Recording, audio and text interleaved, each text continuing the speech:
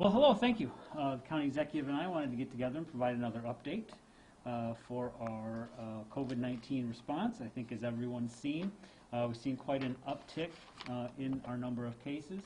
So I think it's important to understand the various data that we provide daily and talk about as it correlates to local, regional, and state guidelines. So as we look at this data that we had put out this morning, you know, our apex had been back in April. That's the graph that we put out on a regular basis that charted the daily new cases throughout the coronavirus pandemic. And as you can see, September has been an exceptionally challenging month. That is not a typo. That is actually the number of cases, new positive cases that we've had in Chemung County in the month of September. It's alarming and it's staggering. When we look at the total number of tests completed, that's some good news. So one caveat to that data would be that back in April, we didn't have access to the amount of testing that we have access to now. You know, back in April, because there was such a low amount of supplies, a lot of restrictions were put on who could get tests. Those restrictions have since opened up. Now, we can't conduct testing as much as we'd like to. We'd like to conduct rapid point-of-care testing everywhere. Since we can't do that, but we have had a lot more resources brought into the community. So that, I would say, that's one thing to keep in mind with that data in April versus the data now. Confirmed cases, this is total cases the Chemung County Health Department has confirmed are positive cases for Chemung County residents throughout the entire pandemic. Unfortunately, our death numbers have risen a little bit. It pains us to see that. One thing that I can say, you know, I've seen a lot of the public take extra special care, you know, wearing their masks, social distancing. I know the health department staff and other county staff have worked extra hard during this entire pandemic, so it does pain us to see that. One maybe thing to keep in mind, while our numbers are going up in terms of total number of cases, our hospitalization still remains very low. So something to keep in mind. This is the regional dashboard. So this is for the Southern Tier region, in which we're a member. And in the Southern Tier, you'll see two columns for new infections. So what I wanted to do is just talk a little bit about what that means with those two columns.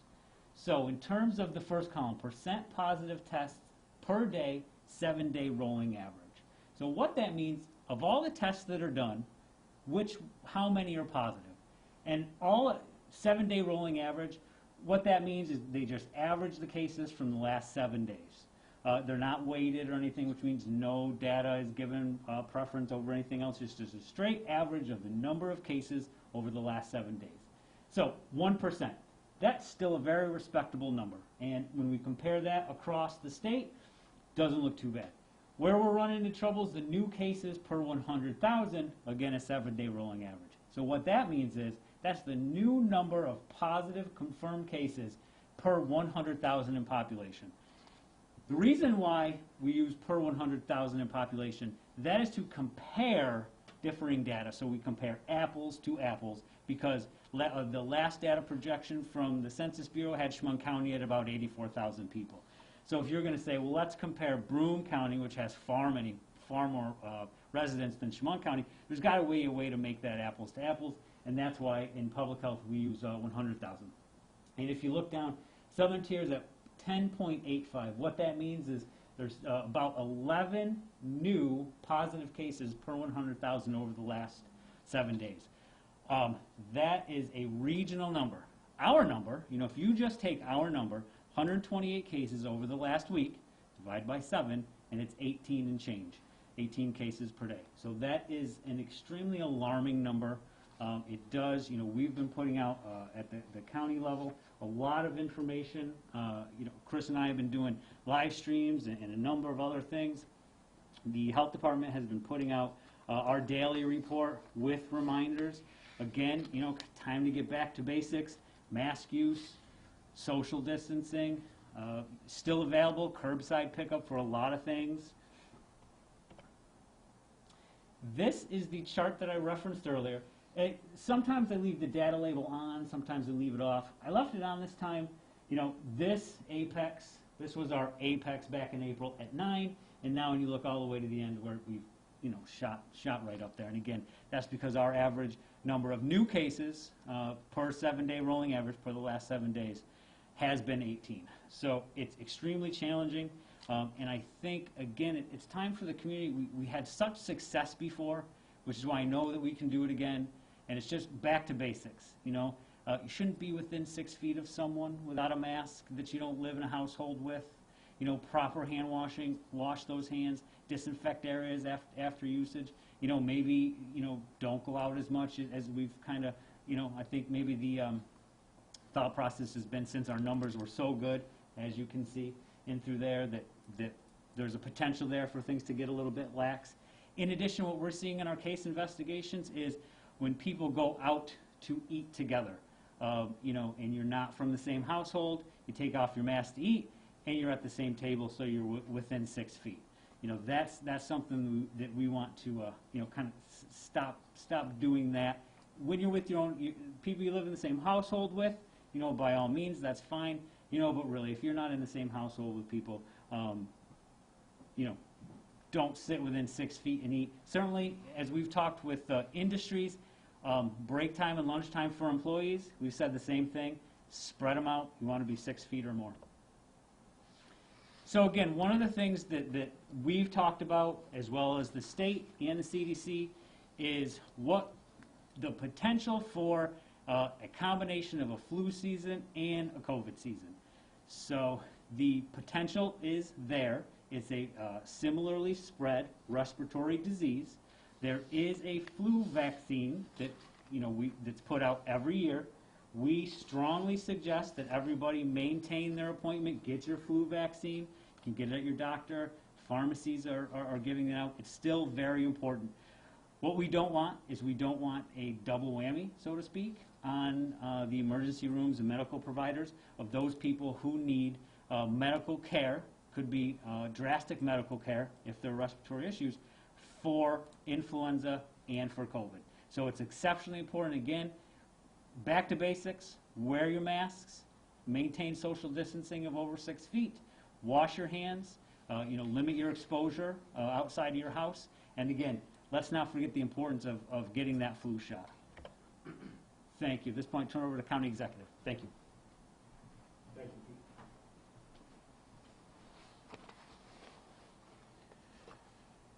Pete. Good afternoon. As Pete has explained, the trace investigations have led us to some of the movements that we're taking here in Chemung County to keep the community safe, to keep the spread down. And one of those, obviously, our movements was the athletic fields. Now, we understand that, you know what, it wasn't a popular decision, but at the end of the day, we make these decisions based on information we receive from the public health director, information we receive from our partners in the municipalities. Actually, the athletics fields was brought to our attention by one of our town supervisors, who called for a Zoom meeting, and, you know, we listened to the different town supervisors, and I give them credit because they've been out in their own respective towns looking at the fields, and they brought some legitimate concerns to us in reference to lack of social distancing, lack of facial covering, and so forth. So at the end of the day, I'm the one that's tasked with making the decision as to whether or not we should do it, if it's to the benefit of the community, and obviously I felt it was. Yes, we continue to receive emails and tweets and Facebook postings, and that's fine, that's your right. But again, at the end of the day, I have the responsibility to make every decision I can to keep our community as safe as I can. So going 14 days and having the fields closed, if people are upset over that, then so be it. But in the long run, we think that we may stem off additional positive cases. And you know what? That decision basically was for a fair to follow the safety plans. Safety plans are supposed to be filed with the health department, and we expect that you're going to follow those plans, no matter what they involve. But we don't have the resources to send people by to make sure that the plans are being followed. So we use the New York Forward site. We get complaints sent in via email. Pete's staff gets complaints directly, so we investigate them. We try and prioritize them based on the community's threat, and then we prioritize them. But mask usage, social distancing, and cleaning procedures were all main factors in making the decision to close the fields for 2 weeks. It's 2 weeks. We understand some of the leagues canceled. That's their prerogative. But in the big picture, we felt it was a decision that we needed to make. I mean, for those of you that think we sit up here and we're trying to flex our authority by doing this, I can assure you we have a lot better things to do. There's a lot going on right now. And another deciding factor was the spike in cases. If you look in the last 28 days, 128 new positives, last 14 days, 214, and the last 7 days alone, 281 new positives. Now, we weren't seeing numbers like that in April and May and June, but we're seeing them now. So we have a responsibility to figure out, why are we seeing these numbers? Part of the reason may be this. Schools have started. Now we've changed the routines of thousands of people in this county. From the kids are getting out, parents are back to work, parents are picking up kids, we've got public transportation. We don't know. This could be the virus adapting to what the new normal is now that school's restarted and so forth. So, I mean, there's lots of things we have to watch to figure out, how can we keep the numbers as low as possible? Obviously, because we don't want another death. We want these cases to go down so we can continue to reopen. Elmira College. We have a cluster at Elmira College. Some folks think we're trying to hide it. Look, there's a college dashboard. You can get any information you want off of there. It looks like this. The college has to report their positive cases on a daily basis, just like public schools do. And yes, that has taken up a lot of the health department's time over the last 7 days. We are working with the college on a daily basis so that they can do what they need to do and abide by the New York State Department of Health guidelines and so forth. But you can see here for September 30th, 30 new cases. Testing, I believe, and we'll have Pete maybe touch on that in a minute, but I think they're planning some more testing over there. But again, this again is a whole new area where we really weren't having a problem before, but now the kids are back to school. Now we're having a problem there, so we're trying to deal with that problem. Hopefully we see the positives level off and then start to decrease. That's what we're hoping. The last thing we want to see is them to continue to go up. Golf tournaments. We're very displeased with how golf tournaments are being operated, and we're going to lay down some new guidelines for those. On September 19th and 20th at the Mark Twain Golf Center, there was a tournament there. There was no safety plan filed with the Chemung County Health Department. This specific golf tournament resulted in multiple positive COVID-19 cases, resulted in one hospitalization that we're aware of. You cannot gather 50 or more people together and have a golf tournament, and then we are all together without masks, and we go out after the tournament. This was a big problem. This has taken up a lot of the Chemung County Health Department's time, and it shouldn't have. It shouldn't have happened. It shouldn't have occurred. A safety plan should have been filed, and it wasn't filed. And we continue to tell folks we want to educate. We don't want to enforce. But now that we're seeing the numbers where we're at, we have no other choice but look at the enforcement aspect of it. These will be the new guidelines for golf tournaments as of tomorrow. No tournament play will occur without prior approval and a safety plan that has been approved by the Chemung County Health Department. Any violation or variation from the approved plan will result in a civil penalty not to exceed $10,000. So what will happen is if we hear of a tournament that is going on at any of our area golf courses and there is no safety plan on file with the Chemung County Health Department, you will have either the Sheriff's Office or the Health Department will go there and advise whoever filed the safety plan that they're in violation of the plan, and you'll be hearing from the County Attorney's Office. We can only give so many warnings, especially when we're seeing the positive cases that we're seeing. So golf tournaments we're going to be looking at hard. We contacted golf courses this morning all throughout the county to see if there are any tournaments left. There are multiple tournaments left, so I would advise you, if you have not contacted the health department and had your safety plan approved, do not hold the golf tournament. I want to thank the governor's office for supplying 5 of the Abbott 15-minute testing machines. Working with my counterpart, Jack Wheeler in Steuben County, we've been advocating hard for Steuben and Chemung County with the governor's office to have a new tool to help us fight all the positives we're seeing. So we were contacted by the governor's office on Monday, worked hard, so Steuben and Chemung County have been able to secure 5 machines that we'll be sharing. I'm going to let Pete talk about a little bit how we're going to work that out. Hopefully next week we can get them rolling, but you know what? It's just another tool in the arsenal to try and keep the number of positives we have down. So again, you know what, first to criticize the governor's office, so I'll be the first to thank them. These machines are going to be a big help to Chemung and Steuben counties, and we hope to start using them in the near future. Planning. You remember the planning aspect as a family, as a business, as a non-for-profit. We need to continue to plan because we're not out of the woods yet. And as an example, if one of the school districts decides to go to 100% distance learning and they're not going to do the hybrid anymore, have a plan ready. Who's going to babysit for you? What are you going to do on those 2 days? I mean, we need to have a plan. Remember, fail to plan, plan to fail. I mean, it's pretty simple. We have seen that we're not out of the woods yet. I mean, we were floating so well. Everybody was pleased. We're still pleased. Again, we don't know what's causing this spike because we're not just seeing it here in Chemung County. We're seeing it in other upstate counties that didn't see those numbers in the beginning of the pandemic. So, you know, we need to continue to work hard. Like Pete said, we need to wash your hands frequently, 20 seconds with warm soap and water, the social distancing, the facial coverings. I know everyone's tired of hearing it, but we have to stay the course. Want to talk to you a little bit about schools because very important. The school districts have been doing a phenomenal job. We can't give them enough credit. I mean, they've been thrown into the middle of this. They're trying to keep the kids in school. I think the majority of them have selected the hybrid type of return to schools, a couple days home, a couple days at school, but they are doing a great job.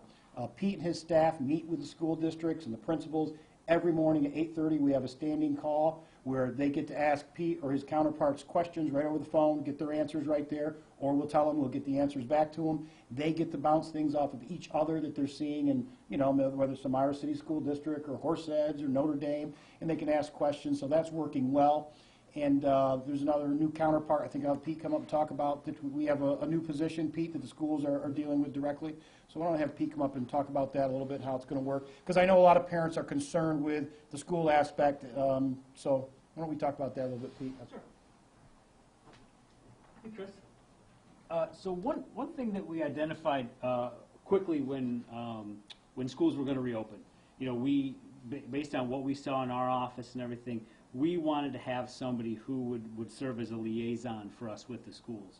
So one of the things that we brought up with State Department of Health was, is there a way to bring that person in? So through the virtual contact center, I've talked about that before, that's where the virtual contact tracers are. So we've used them, you know, for the last couple months, and most of the upstate New York counties have used them as well. So this is a position, school support specialist, right through that virtual contact center. She's been trained through them. She's been doing contact tracing and case investigations since May, June, July. She's got a lot of experience with ComCare. That's the new system that we use to input all this tracking data.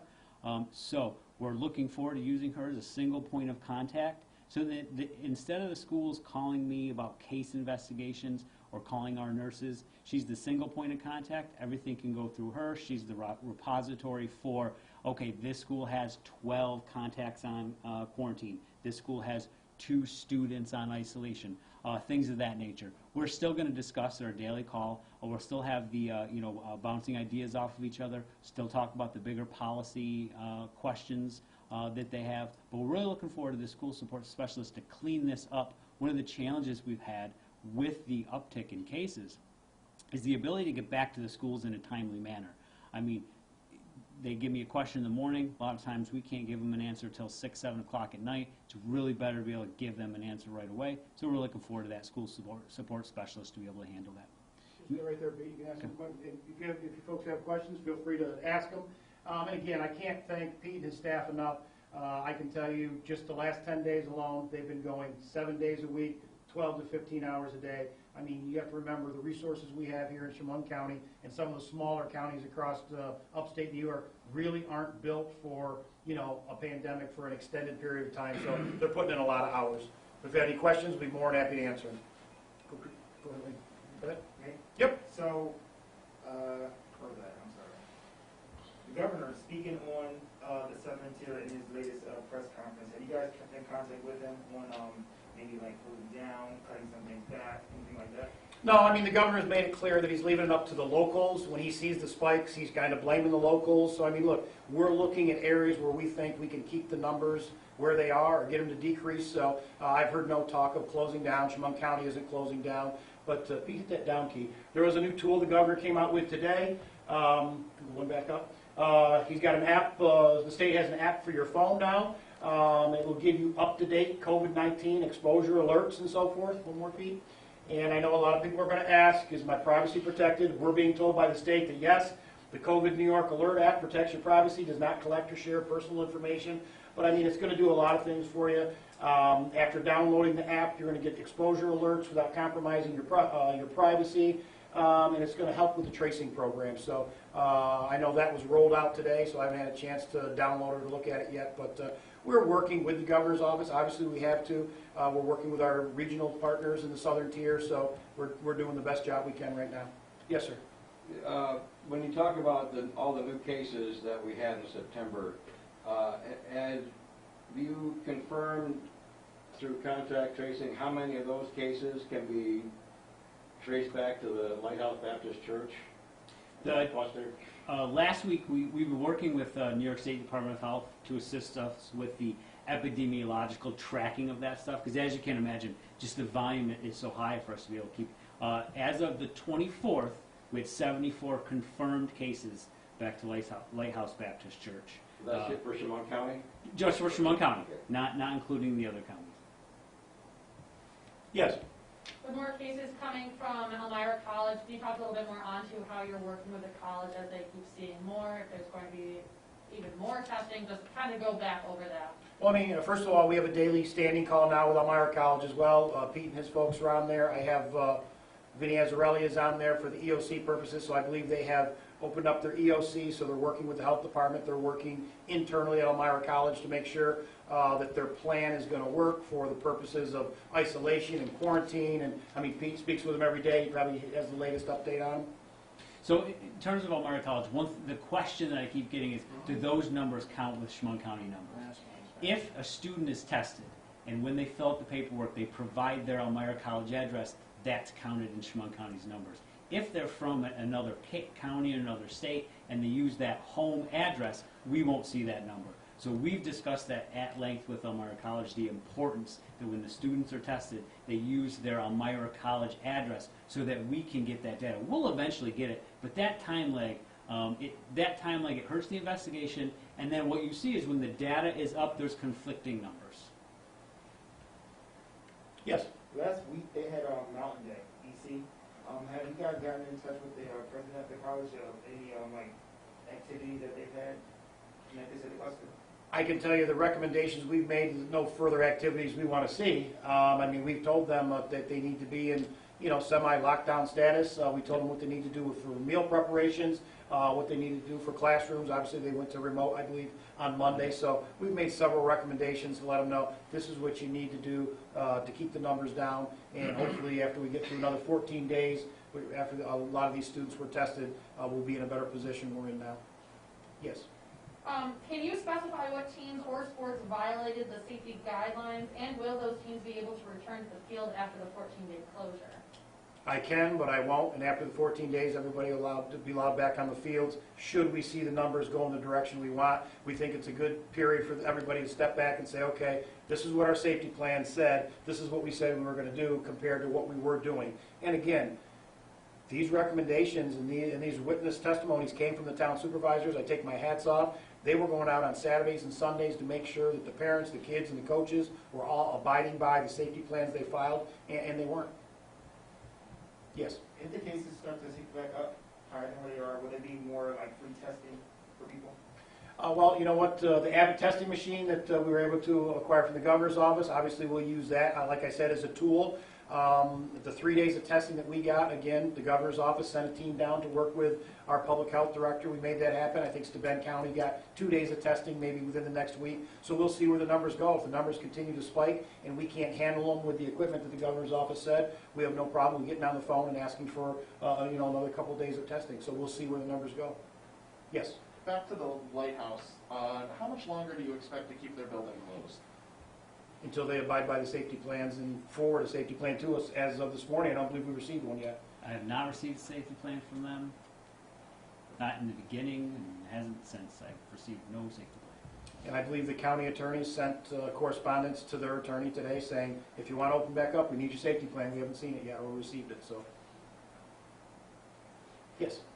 Chris, at one of your previous updates, you talked about how people traveling to New York from other states was a big problem. They're bringing the COVID here. Is that playing any role in this current spike, or is it mostly people within the county who already have the disease who are spreading it around because they're not being careful enough? I think we're seeing community spread from within the county. Once summer vacation ended, we're not seeing as many complaints as we were from out-of-staters traveling to Chemung County. So I mean, that's not to say that it doesn't, happen once in a while, but what we're seeing now is, like you said, you go to the restaurant with your buddies after work. It's not really your family. You all sit down at a small table, take your mask off, and so we're seeing that kind of spread now. So I mean, that's what we have to look out for. I mean, the last thing we want to do is go backwards and close down. We're not taking any major steps here. We're just following the trace investigations, and if they lead us to believe, you know what, if we shut this down for a while, we might be in a better position, that's what we're doing.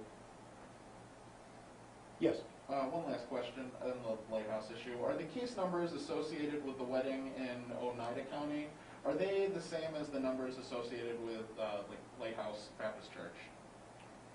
When you say the same, what do you mean? So the numbers in another county, are numbers that we're not adding into our county count, because we're only counting Chemung County cases. But the wedding was something that was implicated in our investigation as having some of the same attendees. And I believe last time I checked, there was a photographer that had attended that wedding, but was from another county, Onondaga, that ended up being positive. I'm not sure at this point if there was positive cases in Oneida County, but that wedding venue in and of itself and that wedding was part of the investigation, had a lot of similar contacts from this area and from some neighboring counties. Yes? Sorry, too many questions. I know, Dr. Fauci and everyone said that we were supposed to get a second wave, or a second wave would be coming. Would you consider this like the beginning of a second wave, or just like the midst of starting another one up? Well, I hope it's the end of a second wave, if that's what it is. I mean, if this is the beginning, of this is a lot of resources, a lot of work, a lot of scared people. I do know that it was discussed what a second wave might look like, and there was a lot of models out there. But since this pandemic hasn't really progressed in the ways that past pandemics have progressed, there was a lot of different theories out there. I think if we wanted to classify it as another wave, I think that's something we would do maybe in hindsight, kind of like with our graph when we talked about, hey, what was the apex? But I think that is not as important as what we can do now in terms of getting back to basics with the mask use, hand washing, and social distancing. Yes? I'm just circling back to my previous question, just for clarification on the sports field. For when we said those teams, and you said that they will be allowed to rejoin on the field after 14 days, will it be the specific teams also who violated? Will they also be allowed, or is it just kind of what after 14 days everyone can go Well, back? look, what we did is, if it was a municipal field, you saw the municipalities, City of Elmira, Town of Big Flats, Horsehead, Southport, County of Chemung. We've closed our athletic fields to any usage for team sports for that 14-day period.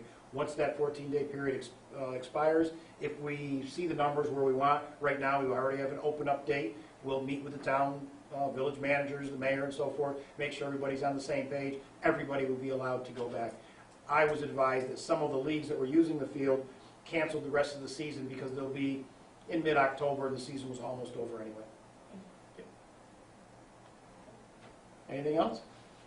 Did you know that Elmira College was going to hold the Mountain Day last Wednesday? No, I wasn't aware of that.